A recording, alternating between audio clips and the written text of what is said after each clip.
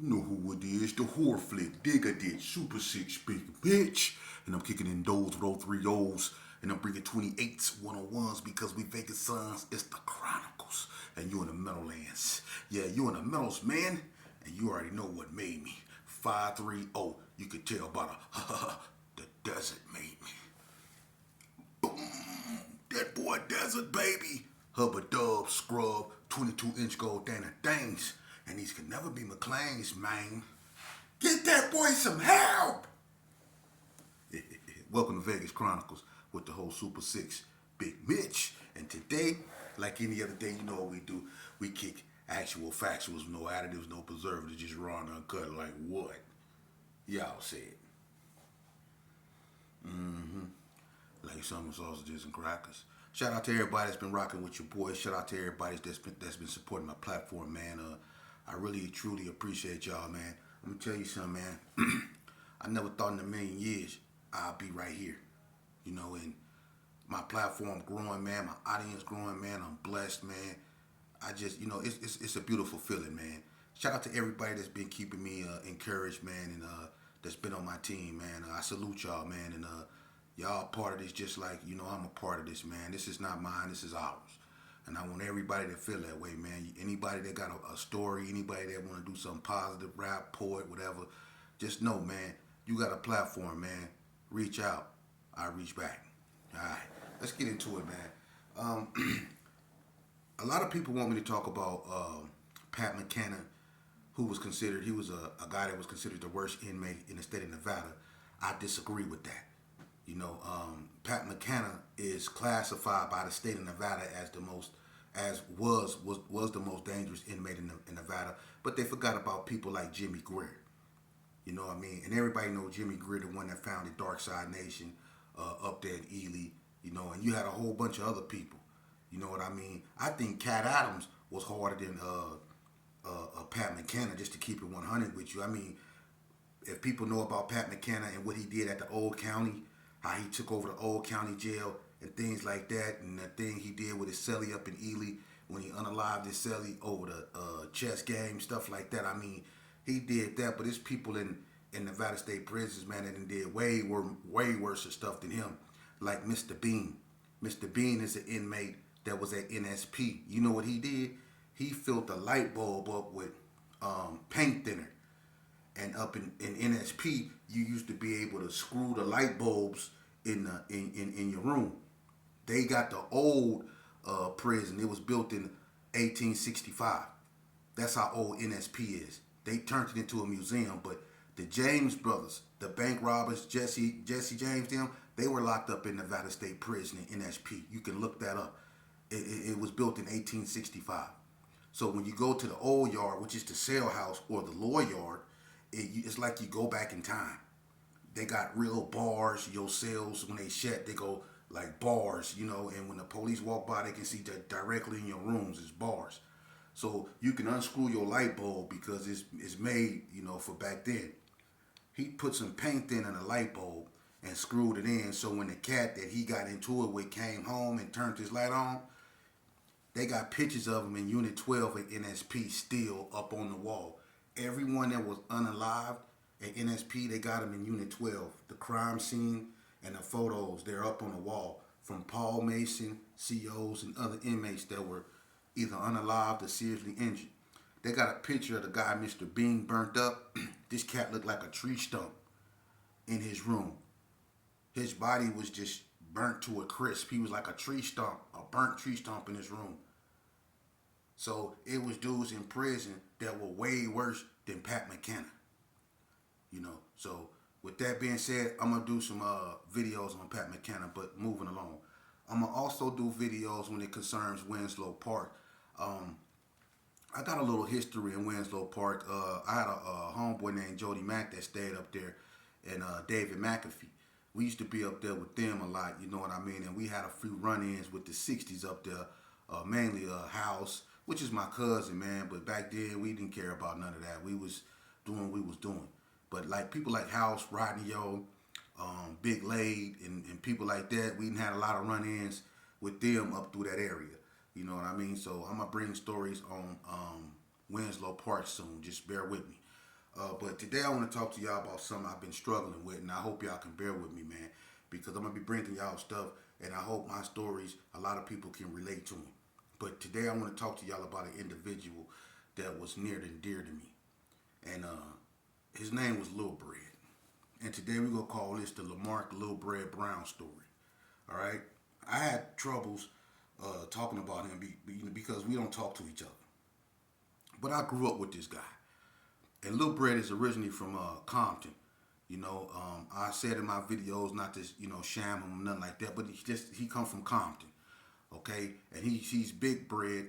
Everybody know cornbread from the Gerson.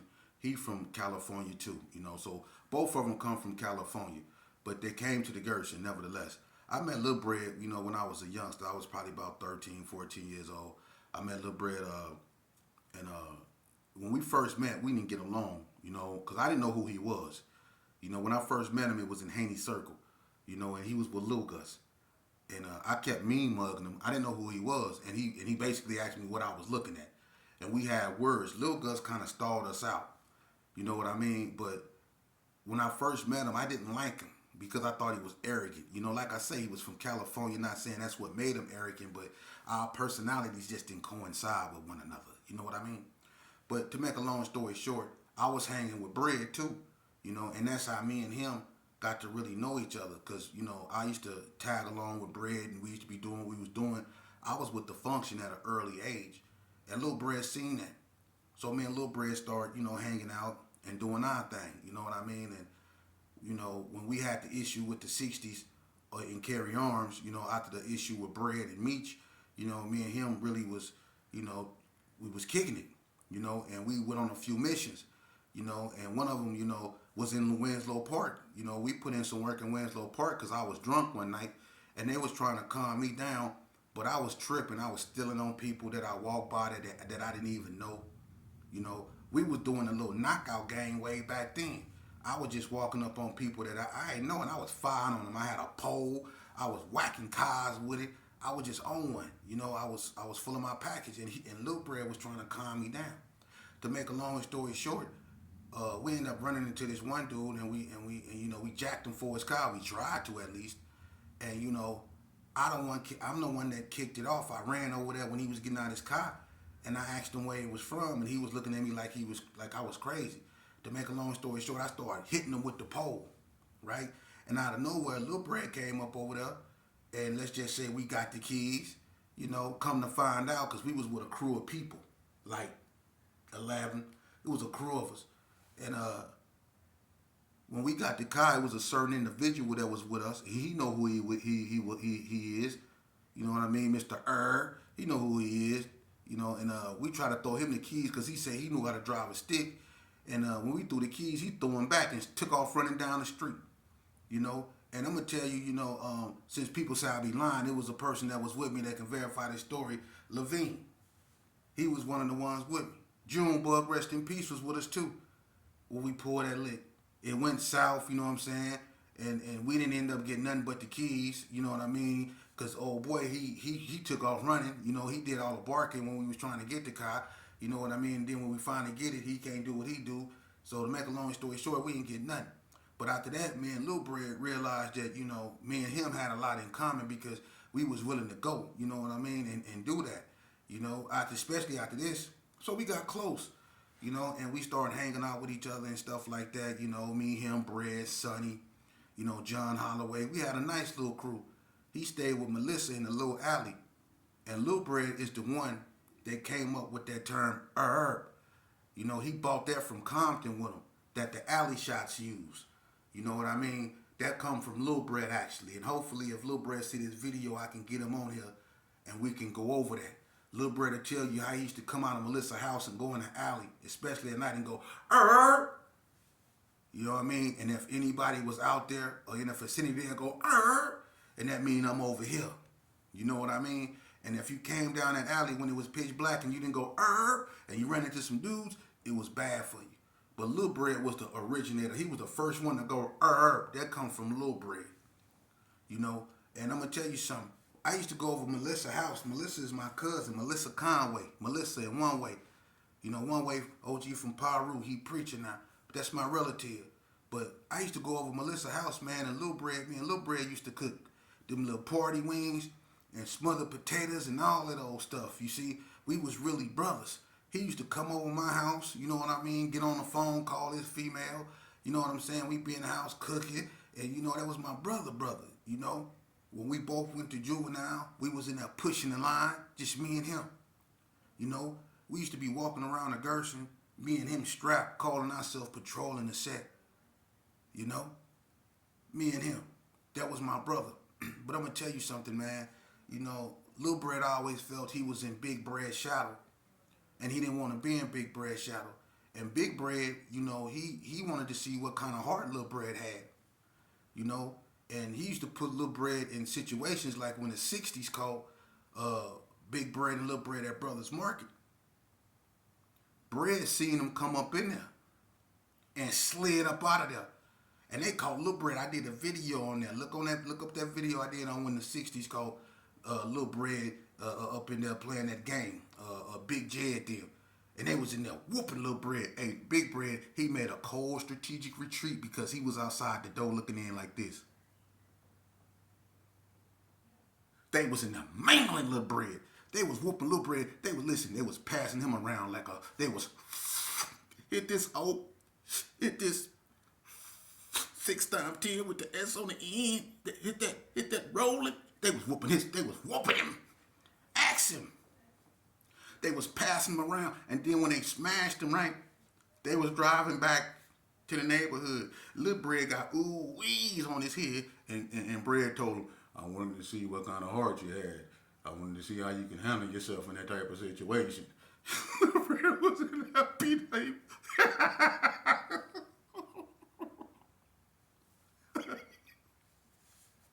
Hey, I'm not finna get into that. But can you imagine? Hey, they was coming back to the neighborhood. Lil Bread was in there doing this. He was in there rocking back and forth. He had knots. He had knot today's.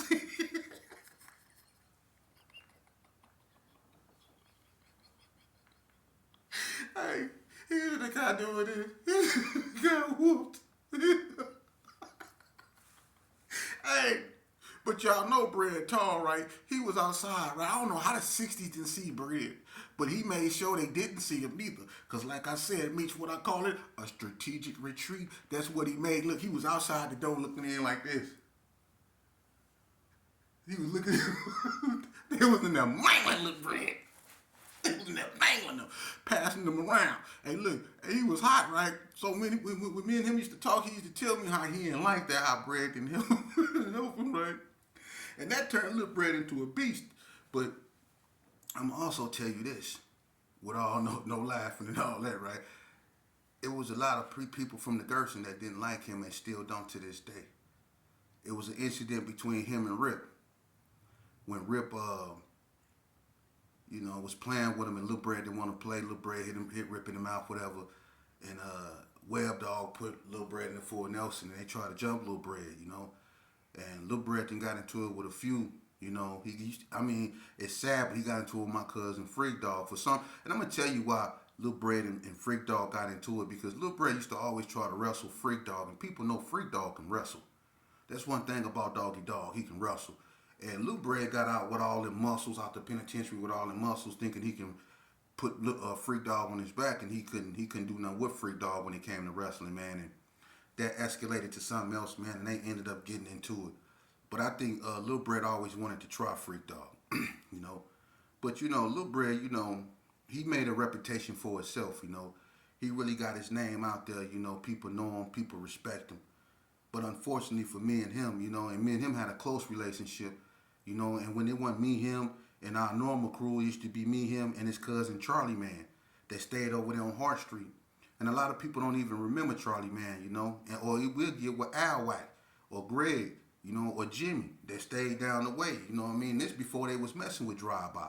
We used to all be together, man, in the alley, man. That's why I say when it come to the alley and alley shots, I got nothing but love for the alleys because I come from the original form of it.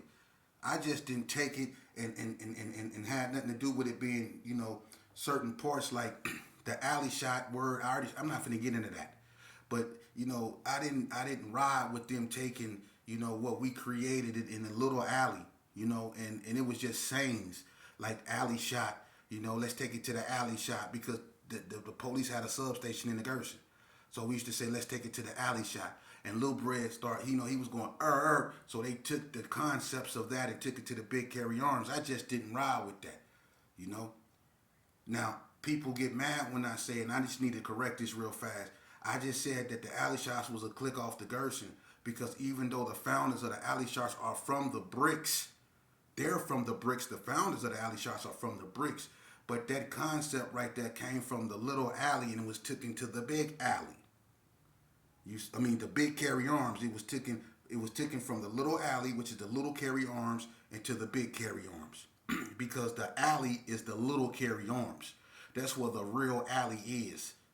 But all the alley shots are really from the big carry arms. You see?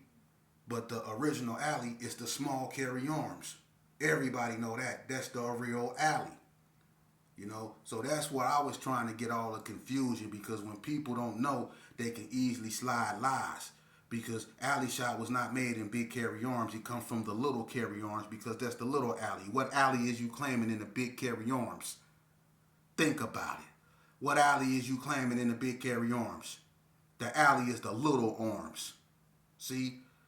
But if people recognize that, then they gonna be like, well, I'm not really from the little arms, I'm from the big. It don't matter. That's where it really come from. So it is what it is. But back to Lil Bread. That's my Brody, man. But let me tell you something. As time went on, things happened. Lil Bread, he caught a robbery. They jacked that boy in carry arms for his Cadillac. Took his Dayton's. He caught a case for that. The boy just wanted his car back, but unfortunately the car got burned up. So he came to court on Lil Bread, and Lil Bread went to the joint behind that. I ended up coming afterwards. And I went up to NNCC with him. That's the first time me and Lil Bread ran into each other in a minute. But we was like brothers, so he embraced me like a little brother. He had my back. He used to get on my nerves a lot, but he was my big brother, And when I got, unfortunately stabbed in the eye, he took that personal. He put in a lot of work for me getting, poked up. He took that personal. He was crying. And when he seen me on the gurney, he was trying to bust through the doors. They couldn't hold that boy back. He wreaked havoc behind me getting blasted in the eye,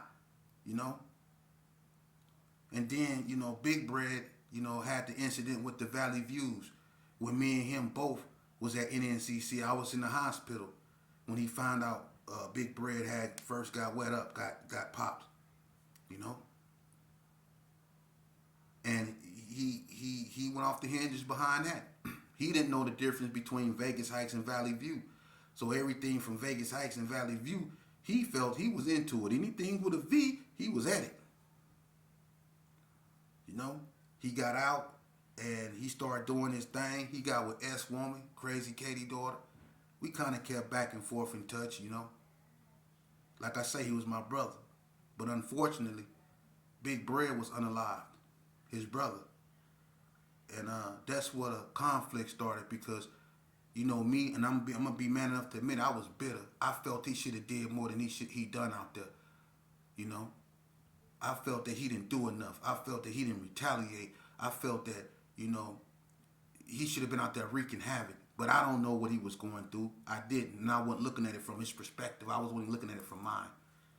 So when he came back to the joint, behind the case, him, Greedy, and Trip Matco, I tripped out on him at NSP because I felt you should be back up in here for, getting revenge behind your brother. You in here for robbing a bar.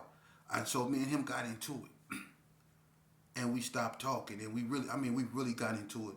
They had to separate us. We was finna really come to fisticuffs. And, I've been in a joint for a long time at that time, and I got real, real big. Ray Turner was my driving partner.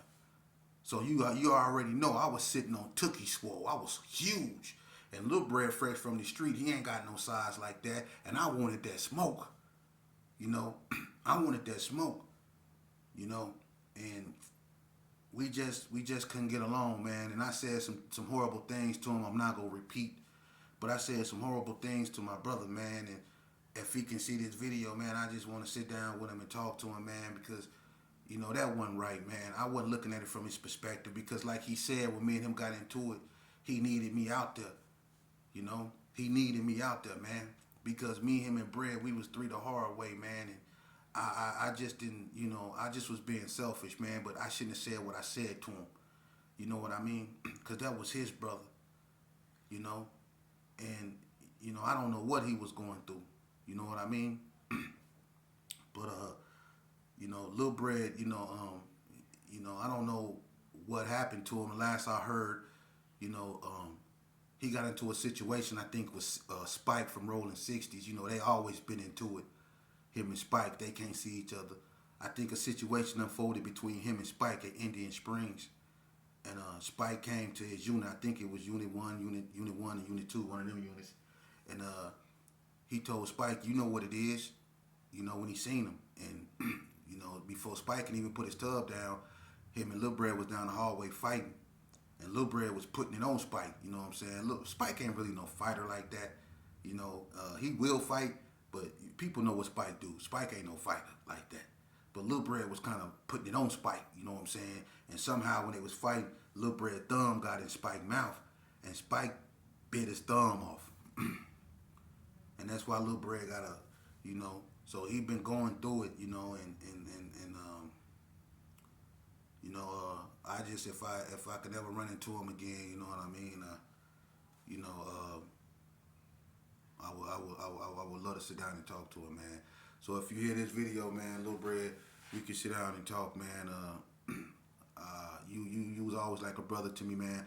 I don't know how you feel about the situation. Should you choose not to, man, I understand that too, man. But because, you know, life goes on, Brody. But I have no ill will toward you, man. I have no ill will toward nobody. And you know, my thing is, man, when you man enough to admit when you was wrong, you know, that shows true maturity, man. And you know, me and him, when we weren't homies, we was like brothers. You know, there's a big difference. There's some people worth, you know, trying to find mutual grounding with. You know what I mean? Because, you know, it's not a lot of authentic people that I look at as brothers, you know, anymore. You know, because people didn't show me their true colors. And people will show you their true colors if you put yourself in a situation. You'll find out that a lot of people you consider your homies is not your homies. Y'all just know each other. For real. If you ever get put in a situation, I hope you don't, and I hope the youth is listening. If you ever get put in a situation to find out that your homie is your homie, I'm going to tell you who your homie is. Your homie is your mama. Your homie, if you're lucky to have her. Your homie is your father. Your homie is any person that's trying to tell you to do right. A person when you come in a raging state, or when you at your weakest state, that person that holds you up when you at your weakest state, that's your friend or your brother. That person that try to talk you down when you in that raging state, that try to make you focus on what you have to lose should you choose to take this avenue. A person that won't let you mess yours off. That's your brother. A person that try to put some sense in your head and not a pistol in your hand. That's your brother. A person that try to put some food in your belly, not some drugs in your hand. You know, they'll try to give you something that'll get you full, not a bunch of time. That's your partner, man. Someone that'll try to take you to church, not to the club. That's your partner, man. That's your partner. A person that don't bring your name up in every conversation, but a person that bring your name up every time they pray. That's your partner. That's your friend. I done had a lot of homies, so-called homies, and they all the same. That's why I got brothers, people I consider brothers. And I don't care what color they were, where they from. I consider them my brothers. I done had enough homies. Homies come a dime a dozen, they all the same. Once their needs stop, that's where their loyalty stop. See? So when they no longer need you, they no longer loyal to you. Don't you ever forget that. That's why I always tell the youth, never sacrifice your for shows for other people's maybes. To the youth up out there, Hubba Dub say stay in school. Hubba Dub say listen to your mama. Hubba Dub say it's alright to go to church. Hubba Dub say you shouldn't feel bad about being intelligent. Hubba Dub say it's okay to speak with proper grammar. That's okay. Ain't nothing wrong with that. That's called doing it the right way. That's called being normal. That's what your mother put you up into this earth to be, normal and upright. It's called bipedalism, the ability to walk all upright on 2 feet. That's bipedalism. But the behavior being displayed out here is feral. And some people should be walking on all fours because their behavior is beastly, of a beastly nature. For real. Ain't nothing wrong with going to church, man. Y'all go see me up in there eventually. Because I haven't gave my testimony yet. I'm looking for the right church. Maybe I found it with this. Because this is my testimony. Lil Bree. If you see this video, bruh, you already know. You remember our cut? It's one that hasn't been paid. It's called a Jack of Spade. Jack, remember KRS One Jack of Spade? That was our cut right there, man. We used to go jacking to that. It's one ninja that hadn't been paid. It's called a Jack of Spade.